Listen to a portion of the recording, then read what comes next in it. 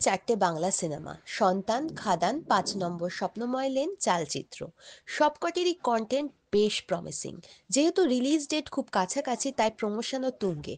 বোঝাই যাচ্ছে বক্স অফিসে হাড্ডাহাড্ডির লড়াই দেখতে চলেছি। তবে এর মাঝে রাজ চক্রবর্তীর একটি ভিডিও ভাইরাল হচ্ছে। কি প্রমোশন করবো? ভালো সিনেমা বানাবো, প্রমোশনও করবো। আমরা তখনই প্রমোশন করি বেশি যখন আমরা খারাপ সিনেমা বানাই। খারাপ নেই, আমাদের চরিত্র খারাপ নেই। এখানে নাকি রাজ চক্রবর্তী খাদানের প্রমোশনকে অপমান করছে। বলেই রাখি, চারটি সিনেমার মধ্যে সবচেয়ে হাই বাজেট মুভি হলো খাদান। আজকের এই প্রেক্ষাপটে এই হাই বাজেট মুভিকে ব্লকবাস্টার করার সব রকম চেষ্টা করছে প্রযোজনা সংস্থা। তাই তারা প্রমোশনে কোনো রকম খামতি রাখছে না। অপরদিকে সিনেমার কন্টেন্ট ও ওয়ার্ড অফ মাউথ ভালো হলে কম বাজেটের মুভিও সুপারহিট ব্লকবাস্টার হয়ে যায়। সেখানে কন্টেন্টই হয়ে যায় সুপারস্টার। তবে হ্যাঁ, প্রমোশনটা অতি অবশ্যই খুবই